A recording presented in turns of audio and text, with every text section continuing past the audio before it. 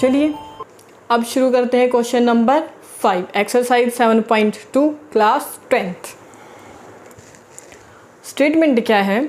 Find the ratio in which the line segment joining A 1 - 5 b - 4 5 is divided by the x axis. Also find the coordinate of the point of division. तो हमें वो ratio भी निकालना है और वो point भी निकालना है जो एक्स एक्सिस के थ्रू डिवाइड किया गया है। तो देखिए सबसे पहले वैल्यूज़ नोट कर लेते हैं। क्या दे दिया इसने? ए पॉइंट दे दिया, बी पॉइंट दे दिया। ए और बी को डिवाइड कौन कर रहा है? कोई थर्ड पॉइंट जिसका नाम मेंशन नहीं है। ए की वैल्यू 1 - 5, बी की value -4,5 is divided by x axis. इसने क्या बोल दिया कि इसको, इस लाइन को जो पॉइंट डिवाइड कर रहा है वो कहाँ पर लाई कर रहा है? वो एक्स एक्सिस के ऊपर लाई कर रहा है। एक्स एक्सिस पे लाई कर रहा है, दैट मीन क्या होगा? वहाँ पे y की वैल्यू क्या रहेगी? 0। हम पहले भी ये चीज़ डिस्कस कर चुके हैं कि अगर हम एक्स एक्सिस को यूज़ करेंगे तो वहाँ पे y की वैल्यू क्या रहेगी? 0। तो अगर वो पॉइंट एक्स एक्सिस का है, दैट मीन सपोज करो वो पॉइंट यहाँ पे है, कोई भी पी पॉइंट, अगर वो एक्स एक्सिस का है तो x की तो कोई ना कोई वैल्यू होगी, कोई भी न्यूमेरिकल वैल्यू हो सकती है x की, और y की वैल्यू उधर क्या रहेगी? 0। क्लियर? और मुझे निकालना क्या है? रेशियो। तो रेशियो हम क्या करेंगे? जैसे हमने पिछले क्वेश्चन में किया था, रेशियो को हम क्या करेंगे? अज्यूम कर लेंगे। रेशियो मैंने क्या अज्यूम कर लिया? k ratio 1। तो देखो मेरे पास x की वैल्यू तो x है, y की वैल्यू 0 है। हम इसको डिफाइन कर रहे हैं, ये x है और x की वैल्यू क्या है? मेरे पास x ही है। y की वैल्यू क्या है? 0। x1 y1, x1 1, y1 -5, x2 कितना है? -4 और y2 कितना है? 5। m1 कितना है? k और m2 कितना है? m2 कितना है? 1। क्लियर? वैल्यूज़ नोट कर ली। अब सबसे पहले देखिए हम क्या निकालते हैं। पहले हम रेशियो निकाल लेते हैं। जब मेरे पास रेशियो निकल जाएगा तो हम क्या निकाल लेंगे? x की वैल्यू निकाल लेंगे, क्योंकि मेरे पास y तो 0 ही है, x की वैल्यू निकालनी। तो देखो रेशियो निकालने के लिए हम पिछले क्वेश्चन में हमने क्या किया था? x की वैल्यू का फॉर्मूला पुट किया था। यहाँ पे हम क्या करेंगे? y की वैल्यू का फॉर्मूला पुट करेंगे। क्यों? क्योंकि y की वैल्यू गिवन है मेरे पास। अगर मैंने x की वैल्यू का फॉर्मूला रखा था, x की तो वैल्यू गिवन ही नहीं है, तो मेरे पास लेफ्ट हैंड साइड में कोई न्यूमेरिकल वैल्यू नहीं रहेगी। और अगर मैंने 0 को उठाया, यानी y वैल्यू टर्म को उठाते हैं हम, तो हमारे पास क्या हो जाएगा? राइट हैंड साइड आ जाएगी और लेफ्ट हैंड साइड में एक न्यूमेरिकल वैल्यू होगी, जिसकी हेल्प से हम किसकी वैल्यू निकाल सकते हैं? k की। तो देखो हम क्या करेंगे, सबसे पहले y का फॉर्मूला लगाएंगे। वैल्यूज़ मैंने यहाँ पे रख दी। ए के कोऑर्डिनेट्स दे दिए, बी के कोऑर्डिनेट्स दे दिए, p जो हमने अज्यूम किया है जो x और 0 दे रखा है ऑलरेडी, और रेशियो हमने क्या अज्यूम किया है? k ratio 1। तो देखिए सबसे पहले y का फॉर्मूला क्या होगा? m1 y2 m2 y1 divided by में m1 प्लस m2। यही था। अब देखिए y की वैल्यू कितनी है मेरे पास? y की वैल्यू कितनी है? 0। अगर यहाँ पे मैंने x उठाया होता तो मुझे यहाँ पे क्या रखना पड़ता? x। वो भी एक अननोन टर्म थी। अब ये क्या है मेरे पास? गिवन है 0। m1 की वैल्यू कितनी है? k। y2 की वैल्यू कितनी है? उधर से देखिए कितनी है y2 की वैल्यू? 5।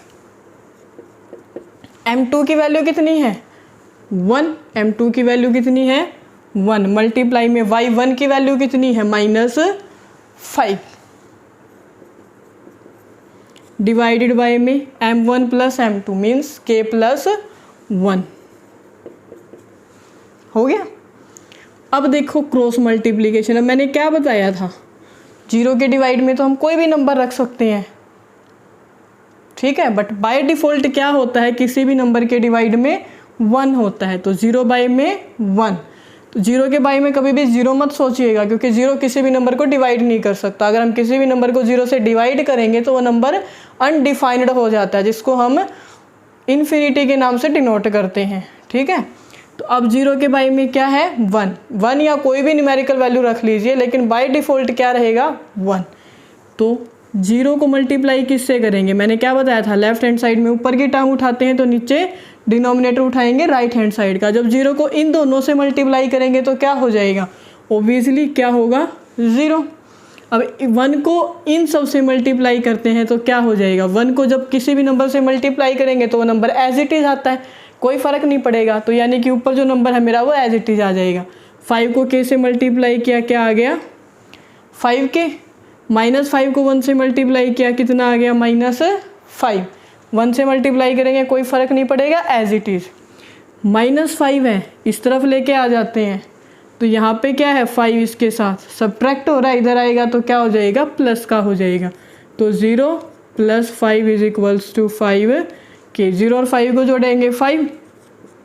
अब 5 और k यहाँ पे इन दोनों के बीच में क्या लगा हुआ है, मल्टीप्लिकेशन है। इन दोनों 5 और k के बीच में अब क्या है, प्रोडक्ट है। यहाँ पे क्या था, यहाँ पे हमने 5k और इसको कंपेयर किया था, बीच में क्या था, नेगेटिव था, तो इधर आके क्या बन गया, पॉजिटिव 5 बन गया। अब क्या बचा है मेरे पास, ये टर्म बची हुई है। इस टर्म में हम क्या देखेंगे, इन दोनों के बीच में क्या है, प्रोडक्ट है। प्रोडक्ट है तो 5 इधर आएगा तो क्या हो जाएगा, डिवाइड में। तो ये वाला 5 इधर डिवाइड में चला गया, इधर क्या बच गया, k। 5 से 5 को डिवाइड किया, k की वैल्यू कितनी आ गई आपके पास, 1। दैट मीन रेशियो क्या आ गया, ये तो 1 है ही, k भी कितना आ गया, 1। तो मेरे पास जो रेशियो था वो कितना आ गया, 1:1। अब नेक्स्ट काम क्या बचा है मेरे पास, x की वैल्यू फाइंड आउट करने का। क्या बचा है, x की वैल्यू। तो अब x वाला फॉर्मूला लगाइए, सेक्शन फॉर्मूले का x वाला पोर्शन यूज़ करेंगे। अब क्या होगा, देखो x की वैल्यू, x है, फॉर्मूला क्या था, m1 x2 m2 x1 divided by में m1 + m2। क्लियर। अब देखो मेरे पास k की वैल्यू कितनी निकल गई थी, यहाँ पे k की वैल्यू कितनी निकल गई थी, 1, और m2 की वैल्यू कितनी है, 1। देखिए x की वैल्यू मुझे फाइंड करनी है, x तो x ही है, m1 कितना है 1, x2 कितना है मेरे पास -4, प्लस में m2 कितना है 1, और x1 कितना है मेरे पास 1 है, तो 1 डिवाइडेड बाई में 1 + 1। -4 को मल्टीप्लाई करेंगे 1 से, कितना आ जाएगा -4, प्लस 1 को 1 से मल्टीप्लाई किया तो कितना आया 1 + 1, 1 + 1 कितना हो गया 2। तो ऊपर कितना बच गया -3 डिवाइडेड बाई में 2, यानी कि -1.5। ये वैल्यू किसकी निकल गई, x की वैल्यू। यही फाइंड करना था आपको, 1.5 ये वैल्यू भी निकल गई। अब देखो ये क्या निकल गया, 1.5, 0। ठीक है, दो चीज़ें निकालनी थी, एक इस x की वैल्यू निकालनी थी, दूसरा मुझे क्या निकालना था, रेशो। यूज़ क्या किया पूरे क्वेश्चन में हमने, सिर्फ सेक्शन फॉर्मूला। थोड़ा सा दिमाग यूज़ करना है, हम x की वैल्यू पहले उठाने की बजाय हम पहले किसकी वैल्यू यूज़ करेंगे, y वाली टर्म्स को पहले उठा लेंगे, क्योंकि वहाँ पे मेरे पास y की वैल्यू गिवन है, जिसकी हेल्प लेकर हम किसको फाइंड आउट करेंगे, पहले k को। जब k निकल गया तो इस फॉर्मूले में देखो मेरे पास अब k नहीं पुट करना पड़ेगा। अगर हम ये पहले उठाते तो मुझे m1 की जगह पे क्या रखना पड़ता, k। अगर हम m1 की जगह पे k रखते तो k और x दो वैल्यूज़ को हम कैसे फाइंड आउट करते हैं यहाँ से, है ना। तो इसलिए मैंने पहले किसको उठाया, y को उठाया। y वाला कंप्लीट होते ही मेरे पास किसकी वैल्यू निकलती है एंड में, k की वैल्यू निकल गई। दैट मीन हम क्या निकाल सकते हैं अब, x की वैल्यू। Clear, thank you. हमारे YouTube channel Jyoti Dalal your life your rules को सब्सक्राइब करें और बेल आइकन को प्रेस करें और हमारे वीडियो को लाइक शेयर एंड कमेंट करना ना भूलें।